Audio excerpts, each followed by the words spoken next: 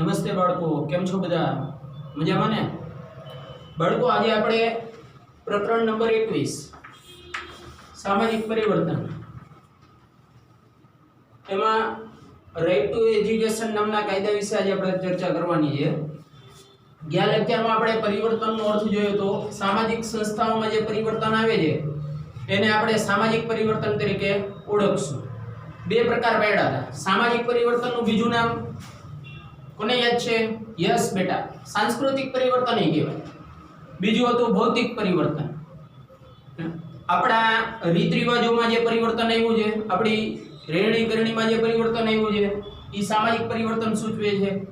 આપણી જે બધી ભોગવિલાસની જે વસ્તુઓ પહેલાના સમયમાં હતી, ઘોડાગાડીની જગ્યાએ અત્યારે આપણે મોટર ગાડીનો ઉપયોગ કરવા માંડ્યા, તો આ ભૌતિક પરિવર્તન આવ્યું સમાજમાં.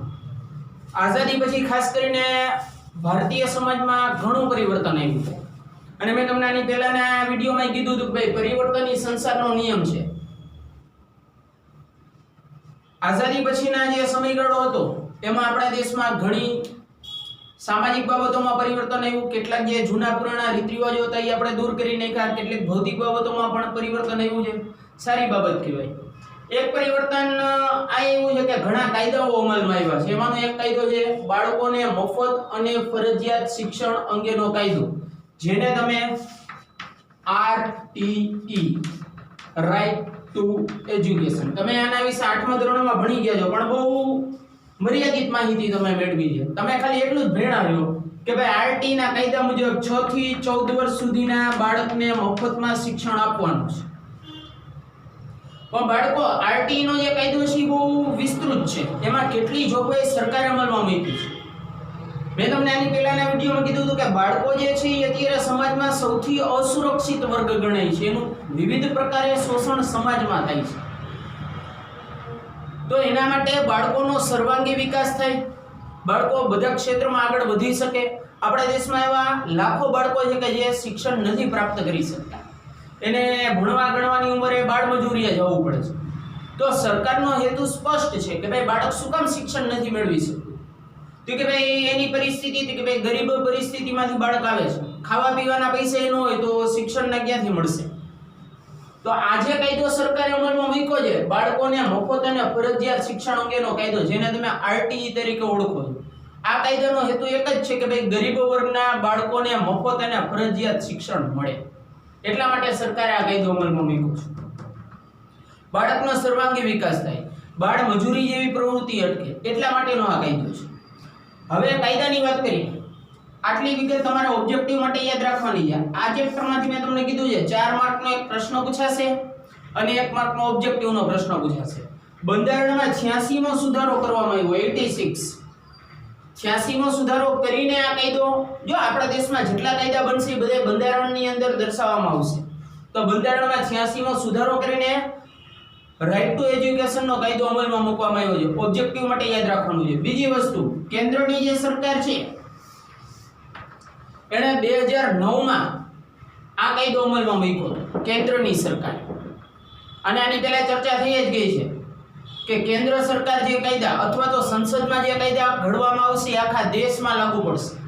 કેન્દ્ર સરકારે જ્યારે 2009માં RT નો કાયદો અમલમાં મૂક્યો બાળકો, ત્યારે દરેક રાજ્યને 10 વર્ષનો સમય આપ્યો, જે 2019માં પૂરો થઈ ગયો, હમણાં ગયા વર્ષે. 2009માં કાયદો અમલમાં આવ્યો, કેન્દ્ર સરકાર 10 વર્ષનો સમય આપ્યો તો દરેક રાજ્યને કે તમારા રાજ્યની, દરેક રાજ્યમાં શું હોય બાળકો, તમે 9મા ધોરણમાં ભણી ગયા છો. યસ, વેરી ગુડ, ધારાસભા હોય. તો દરેક રાજ્યની ધારાસભાએ 10 વર્ષના સમયમાં આ કાયદો પસાર કરી અને પોતાના રાજ્યમાં અમલમાં મૂકવાનો હતો.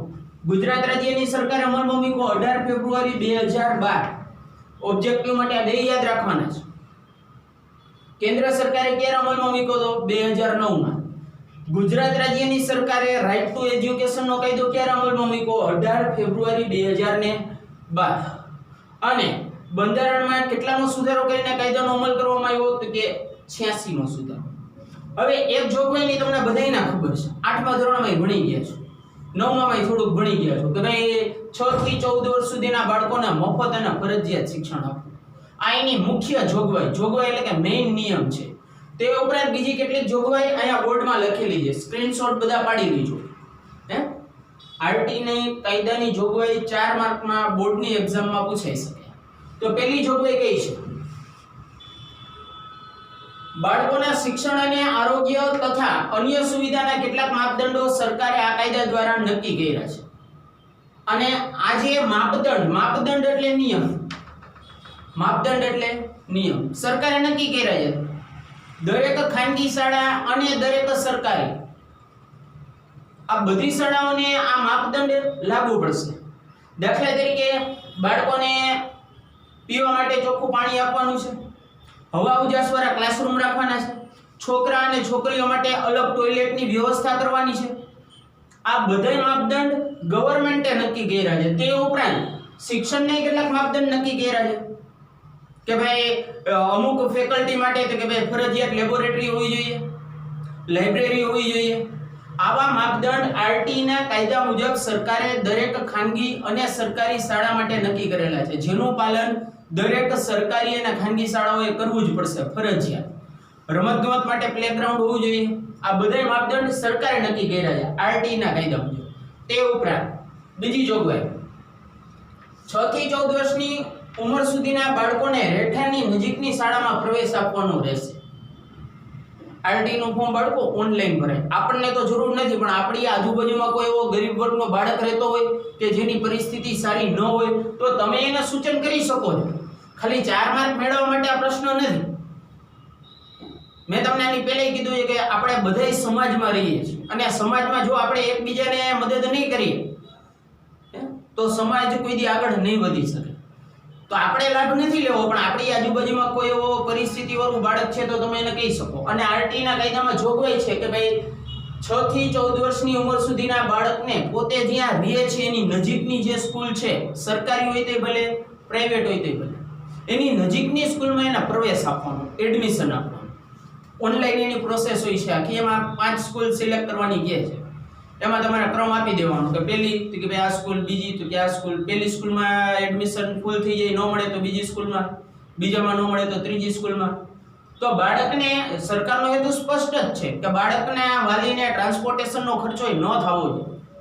નહીતર તો પછી 5 કિલોમીટર આગી સ્કૂલમાં એડમિશન મળશે તો એને લેવા મૂકવાનો પ્રશ્ન આવશે. તો આરટી ના કાયદામાં ચોખવટ જ કરી છે, દરેક ખાનગી શાળાઓએ પણ આરટી ના કાયદાનું તથા સરકારી શાળાઓએ પાલન કરવાનું જ છે. દરેક બાળકને રહેઠાણની નજીકની શાળામાં પ્રવેશ આપવાનો રહેશે. આની બીજી જોગવાઈ છે. હવે ત્રીજી જોગવાઈ શું કહે છે? જન્મનું પ્રમાણપત્ર ન હોય તો પ્રવેશ અટકાવી શકાશે નહીં. ઘણી ખાનગી સ્કૂલ વાળા શું કરતા હોય, એને એમ થાય કે ગરીબોના બાળકોને ભણાવશું તો આપણા બીજા બાળકોને પણ એની અસર થશે. એટલે ઘણી ખાનગી શાળાઓ શું કરતી હોય, ગરીબ બાળક એડમિશન લેવા જાય, એની પાસે જન્મનું પ્રમાણપત્ર ન હોય તો ખોટે ખોટા પ્રશ્ન કાઢે કે ભાઈ જન્મનું પ્રમાણપત્ર નથી, નહીં મળે એડમિશન. પણ આરટી ના કાયદામાં સ્પષ્ટતા કરી છે કે જન્મનું પ્રમાણપત્ર ન હોય તો બાળકને એડમિશન આપતા અટકાવી નહીં શકાય. તો હવે જન્મનું પ્રમાણપત્ર ન હોય તો શું કરવાનું? ઘણીવાર તમે આ ગરીબ ફેમિલી જે છે, જે ઝૂંપડપટ્ટીમાં રહે છે, એ લોકોએ બાળકનો જન્મ થયો પછી એ લોકોને એટલી ખબર નથી હોતી કે કોર્પોરેશન વાળા જન્મનું પ્રમાણપત્ર કાઢી દે. તો ન કઢાવ્યું હોય બાળકનું, એડમિશન લેવા જાય ત્યાં ખબર પડે. તો આરટી ના કાયદામાં જ કીધું છે કે જન્મના પ્રમાણપત્ર ન હોય તો પ્રવેશ નહીં અટકાવવાનો, એના પ્રવેશ આપવાનો. પ્રમાણપત્ર ન હોય તો અહીંયા જો એના પછીની અહીંયા જોગવાઈ આપી છે. જન્મનું પ્રમાણપત્ર ન હોય તો હોસ્પિટલના રેકોર્ડ કે મા બાપના સોગંદનામાને આધારે પ્રવેશ આપવાનો રહેશે. હોસ્પિટલનો રેકોર્ડ, કઈ હોસ્પિટલમાં બાળકનો જન્મ થયો છે એની જે ફાઇલ છે એ દેખાડી દો. એ નથી, હાલો માની લે જન્મનું પ્રમાણપત્ર નથી, હોસ્પિટલનો રેકોર્ડ નથી, તો હું બાળકને એડમિશન નહીં આપવાનું, ના આપવાનું. એના માતા પિતાનું સોગંદનામું 20 રૂપિયાના સ્ટેમ્પ પેપર ઉપર લખાવી દો કે ભાઈ હું સોગંદપૂર્વક જાહેર કરું છું કે ભાઈ મારા બાળકનો જન્મ ફલાણી હોસ્પિટલમાં ફલાણી તારીખે થયેલો હતો. આવું સોગંદનામું સામાન્ય પ્રોસેસ છે. તો આરટી ના કાયદામાં સ્પષ્ટતા કરવામાં આવી છે કે જન્મનું પ્રમાણપત્ર ન હોય તો કે હોસ્પિટલનો રેકોર્ડ એ ન હોય તો કે મા બાપના સોગંદનામાના આધારે બાળકને પ્રવેશ આપી દેવાનો. ડોક્યુમેન્ટના આધારે બાળકનું શિક્ષણ ન અટકવું જોઈએ. અને ગરીબ વર્ગનો છે બાળકો, તો ગરીબ વર્ગના લોકો જે છે એ તો મજૂરી કામ કરતા હોય, એના આવા ઘણી વાર ડોક્યુમેન્ટ હાઈચવાય ન હોય અથવા હાઈચવા હોય તો એ ખોવાઈ ગયા હોય ક્યાંક, આવા ઘણા પ્રશ્નો હોય છે. ત્યાર પછીની જોગવાઈ, પ્રવેશ વખતે બાળકની ઉંમર 6 વર્ષની હોવી જરૂરી છે. આની મેઇન જોગવાઈ છે. 6 વર્ષથી ઓછી ઉંમર હશે તો બાળકને પ્રવેશ મળશે નહીં. પછી તમે ડાયરેક્ટ 9મા વર્ષે પ્રવેશ લેવા જાઓ તો આ કાયદા મુજબ પ્રવેશ નહીં મળે. 6 વર્ષના બાળકને જ પ્રવેશ મળશે અને એ ઉંમર ઓછામાં ઓછી 6 વર્ષની હોવી જોઈએ પ્રવેશ વખતે. ત્યાર પછી કોઈ પણ જાતના ભેદભાવ વિના પ્રવેશ આપવાનો રહેશે. ડિપોઝિટ લઈ શકાશે નહીં. ઘણી ખાનગી શાળાઓમાં બાળકો હજારો લાખો રૂપિયાની ડિપોઝિટ લેવામાં આવે છે. તમે ઓલું હિન્દી મીડિયમ પિક્ચર જોયું, ઇંગ્લિશ મીડિયમ નહીં, હિન્દી મીડિયમ, એ આખું આ આરટી ના કાયદા ઉપર જ છે. તમે ઓલો જે ઇરફાન ખાન હીરો હોય છે એને આરટી માં પોતાના બાળકનું એડમિશન લેવું હોય છે તો એ ઝૂંપડપટ્ટીમાં રહેવા જાય છે ને લાખો રૂપિયા કમાતો હોય છે, પણ પ્રાઇવેટ સ્કૂલમાં એડમિશન નથી મળતું એટલે આરટી મુજબ લેવા જાય છે. ફ્રી થાવ તો એ પિક્ચર જોવા જેવું.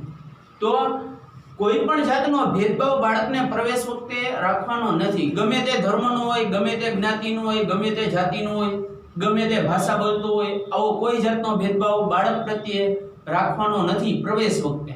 અને ડિપોઝિટ એ કઈ નથી લેવાની. ઘણી ખાનગી શાળાવાળા હજારો લાખો રૂપિયા ડિપોઝિટ લઈ લેતા હોય તો આવી ડિપોઝિટની રકમ લેવાની મનાઈ આરટી ના કાયદામાં કહી છે કે ડિપોઝિટની રકમ એ નથી લેવાની અને ભેદભાવ એ નથી રાખવાનો. ત્યાર પછી પ્રવેશ વખતે માતા પિતાનો ઇન્ટરવ્યુ લઈ શકાશે નહીં.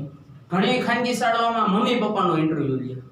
એની સાયકોલોજી છે બાળકો. આ લોકો મમ્મી પપ્પાનો ઇન્ટરવ્યુ લે, એના દ્વારા એ જાણી લે કે ભાઈ આર્થિક પરિસ્થિતિ કેવી છે બાળકની. પછી હજારો લાખો રૂપિયા ફી ઉઘરાવતી.